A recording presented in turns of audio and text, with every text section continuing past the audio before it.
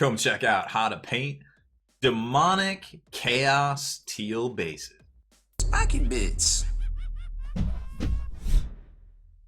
Welcome back, Hobby Maniacs. I'm Baer, and today we are taking a look at some of my favorite bases out there to paint.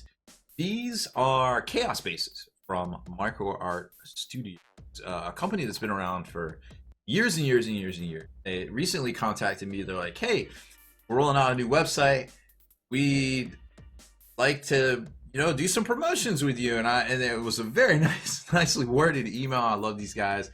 And they're like explaining who they are and what they do. And my reply back to them was immediately like, "Oh my God, I know who you guys are. My whole Chaos Demon army that I've been working on for like 10 years has all your bases. Yes, let's do some stuff." Your products are great. So they have a cool lineup of MDF terrain. They do a lot of exclusive stuff for Infinity, Corvus Belly, and working with them. But they have some really cool resin designs out there at a time before anybody really came along. So they're kind of, in a way, the pioneers for a lot of these resin-based companies out there. So I would love to get back to the resin-based roots, so to speak, and help spread the word of Micro Art Studios. All right, so first off, when you get this stuff in the mail, when and if you order from Micro Art Studios, they're going to come in a little blister pack. They're all ready for retail. This is probably one of the reasons why I found them so easily back in the day. I think War Store actually sold these back in the early 2000s, and that's where I picked them up from originally, and then have been buying them ever since as I added new models to my army. And actually, one of the parts of the deal from me talking about them, I was like, send me a bunch more bases so I can rebase some of my miniatures. And sure enough, they did. They sent me a loose box full of bases here that I can actually use to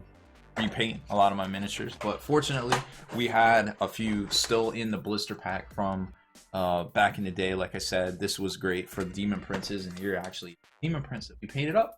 There he is. So you can see why with that atomic green pattern you wanted something a little bit more muted, but a little bit kind of contrasty with it too. And I think this teal that we're about to show you here really fits the bill when it comes to that. And then here's the finished product from the tutorial. Yes, I'm doing it in reverse order. It's movie magic. It's crazy.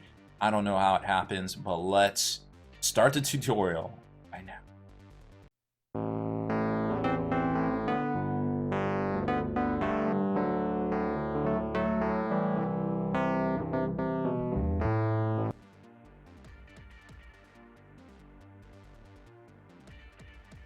All right, so step one is grab whatever base you have primed up. It's essential to have a really solid black base coat primer job for whatever you're going to work on, just to make these colors work, working them up from darker to light.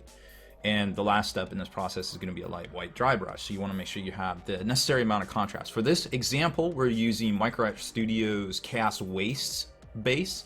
I do not believe these are available anymore. They have a few left in their store. I think Micro Art Studios was purchased by SAKEYBMS. I'm not 100% sure, but now they have some plastic ones that have rounded lip, and they're not quite what I wanted for my Demon army. However, you can use this tutorial for any resin base out there for the most part. I've started to prefer the shell bases from Elric's Hobbies. They have a similar build. They're not like super pointy, but they got the rocks and they got the texture.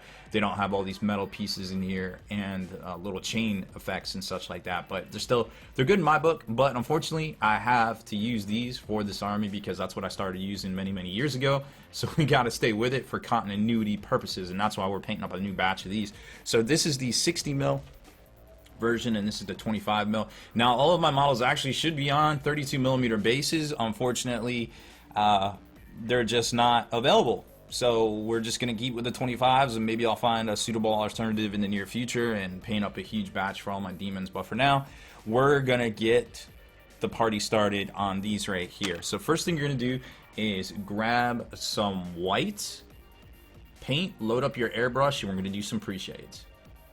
Now, pre-shades are great to use over dark colors because what it's going to do is allow you to have the lighter colors that you're going to highlight with stand out over top of that darkness, but still give you a really sweet contrast in the cracks and things like that. So all we're going to do is just kind of go over the peaks, staying out of the valleys here.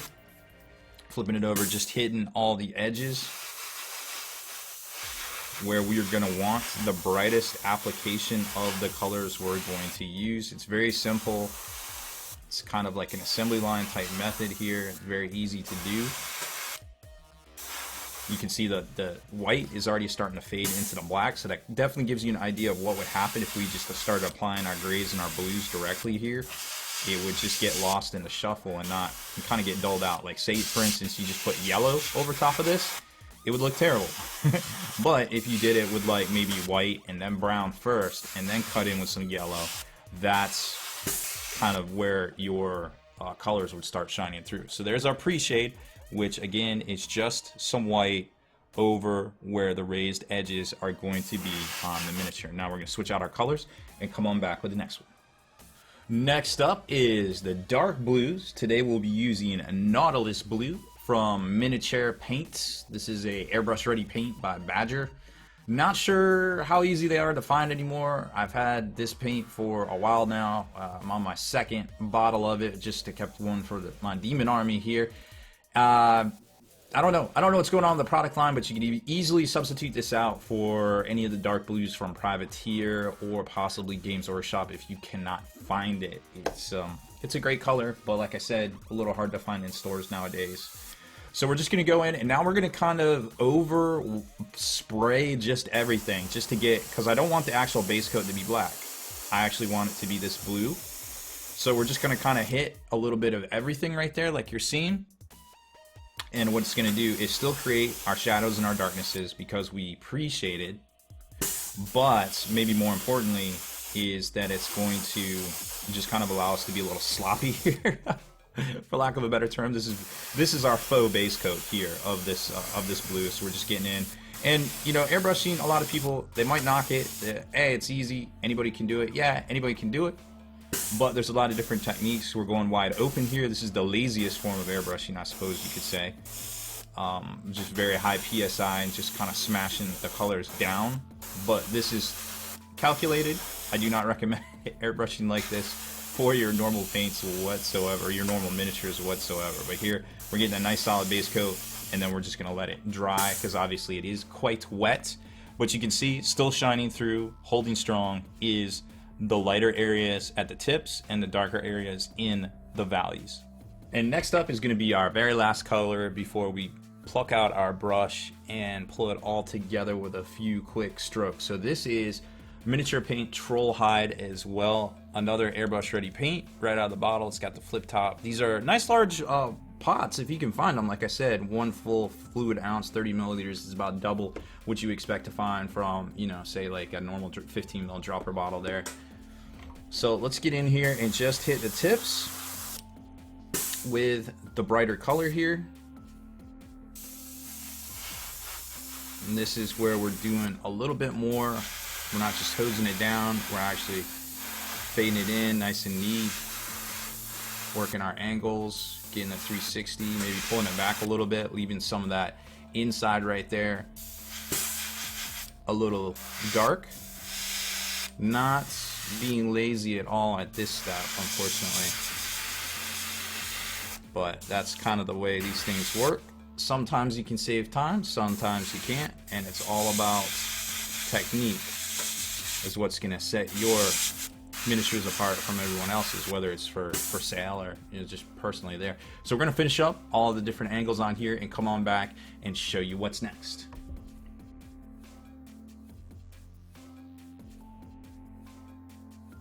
So there you can see all the fades done up nice and neat, looking good. We still got our contrast down here in the peaks and valleys, and we got our highlights up here. And you're probably like, yo, you missed a spot right here. This actually is a metal plate, so we're gonna do that up.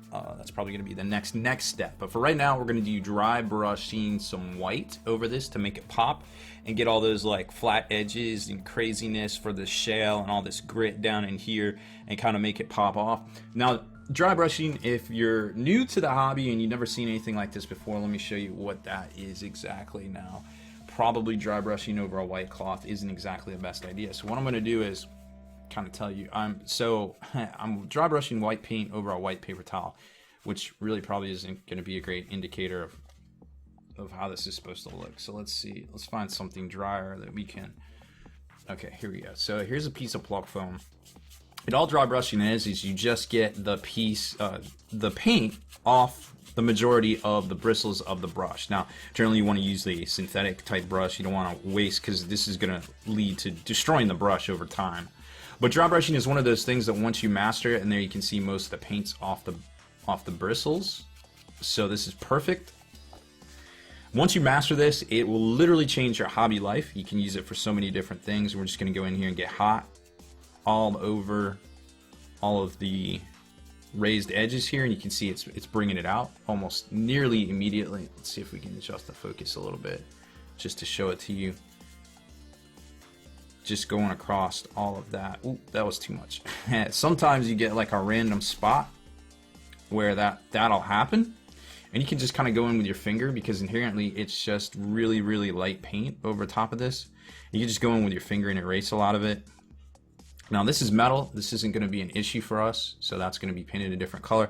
But this being a little too white in here might be an issue. I can go back and tighten that up real quick. So just always make sure, I know it's a little hard to do with white paint, try to make sure you get it off of all your edges. So this isn't going to be that hard to fix. I'll just go in with some of the base color, tighten that up, let it dry, and then re-dry brush it before the next step.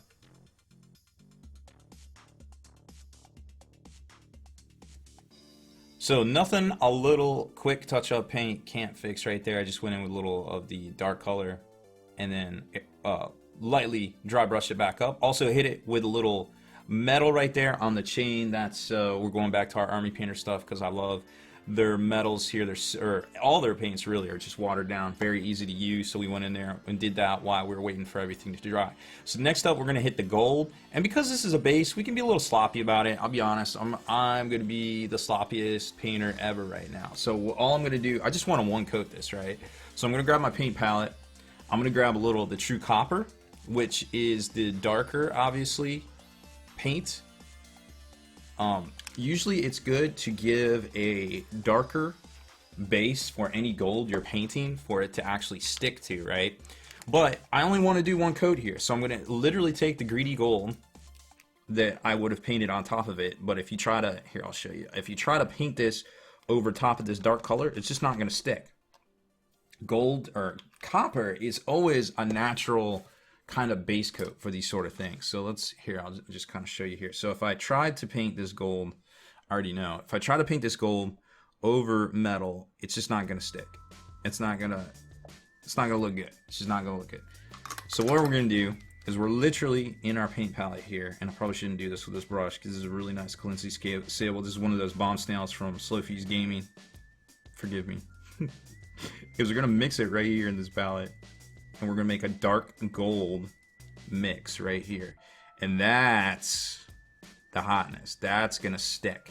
Look at that. Nice total definition, total coat, one coat action here going over this blue undercoat. And now I'm going to rinse off my brush itself. So to keep that paint from going up into the flutes, you don't want your paint going up into the flutes, because once it gets inside of those metal claspings, you're going to be in trouble. So again, we're just going to base coat off this little mix right here, which is super easy to do. We just got to go in and make sure we're hitting all the angles correctly. So we're going to do that. Come on back, hit it with a little wash magic, and I'll show you the last, perhaps most important step of this whole process.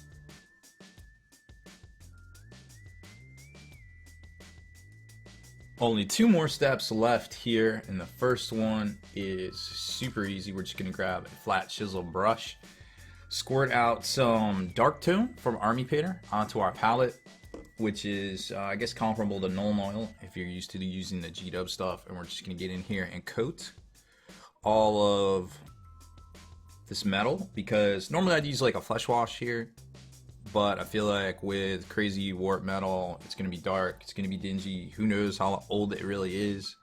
So this suits it perfect. Now this is, Army Painter stuff is super thin, so you can use a nice liberal coat and then come back and get all your clip clops and your Klingons off. Make sure you get down in the crevices and the cracks like that, but then also kind of spread it out and get it everywhere you need to be. Very easy here. Applying washes generally is a very easy thing, and having all these crevices and everything to work with really helps out a lot. So this is going to go well. All these rivets and things down here too. And we're just going to pull it back and bring this over to the side with all the chains. And you can see that immediately gets down into cracks and starts shading it. Very easy stuff right here. And the very last one right here, super easy. So this is kind of a point and shoot kind of solution again for basing. It's perfect. And then you go back and grab out all of the large areas that seem that your wash seems to be pulling on, and you can even reapply it to other areas here. And that way you don't get like these big kind of pools and it starts getting messy or anything like that. So we're going to redistribute the wash here in the crevices and things. So looking good. There isn't any underneath there, so that all looks fresh. And now the very last step, super easy. One of my favorite products in the world to ever talk about is Vallejo Surface Primer right here. It comes in multiple size bottles. This is a very strong one coat solution. Generally they want you to use it to prime your models, which is fine. Again, it's a very strong one coat solution. But what I like about it here is that we are going to use it to base the lip. And you know that your lip of your miniatures is going to see the most wear and tear throughout the life of your miniature. So you want to make sure you have a nice strong, again, being lazy here, it's a one coat solution, so I don't have to spend a whole bunch of time and effort. I know that this right here is going to be all I need to do to get it done. So I'm just going to go through and work my way carefully around the edge while the wash is drying, and pop that basis contrast off right there.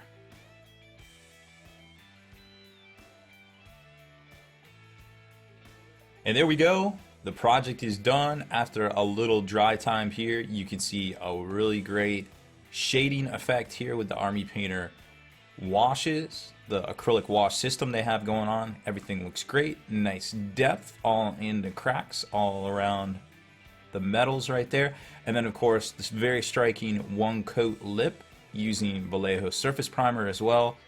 It is fantastic product, not just for priming, also for lipping your miniatures. And there's a ton of different colors, so depending on what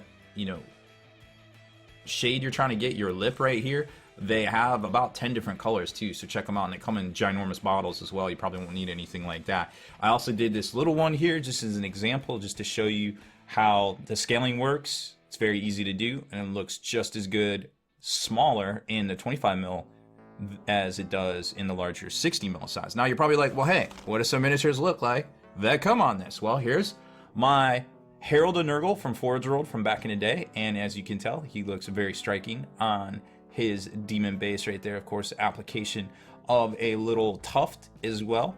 I'll always make sure that you gloss varnish or matte coat, excuse me, rather, your bases before you put on these little tufts here, because what happens is these actually get a little crazed if you try to matte coat over them. So that's the very last thing I do. Generally, I apply them using super glue, or excuse me, Elmer's glue. You wouldn't think it would work, but it does. I'm not going to show you how to do that in this tutorial because, well, I don't have any miniatures on these bases quite yet. That's the whole point to painting them up, and I have a whole assembly line next to me to actually finish, but I just wanted to knock this tutorial out.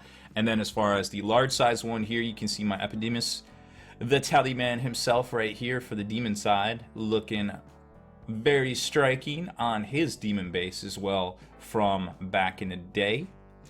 And like I said, you can use this color scheme. You can port it over to use it for just about anything as well. I used it to simulate stone on this Age of Sigmar Balewind Vortex earlier in the year. This was a tutorial we did over on Twitch. So don't just be limited, using this on bases. You could use it for a color scheme on Marines. You could pretty much use it for a number of things, including stone, any sort of terrain or anything like that. Maybe even some of those armored crates that Games Workshop has as well. So that's pretty much it for this one. I hope you enjoyed our how-to, very easy step-by-step tutorial to painting Daemon warp stone, and a little quick and easy detail work on some metals right there using the Army Painter wash system. Now, if you like our features here on this channel, make sure you subscribe to us and turn on notifications so you can be the very first to like and comment on our new features here on the channel. And head on over to thelongwar.net. That's the home of the battle reports for exclusive content, early access video, and 8th edition Army downloads as well. Become a veteran of the Long War today. Deleted scenes, bonus content, and all the interviews and post-game wrap-up videos can be located in the Hall of Veterans on thelongwar.net. Visit thelongwar.net today and try a week completely free with no strings attached. That's not all. Thelongwar.net is also your hobby resource for exclusive early access with an ad-free experience to all your favorite videos. Members of the Hall of Veterans gain early exclusive access to multiple hobby videos.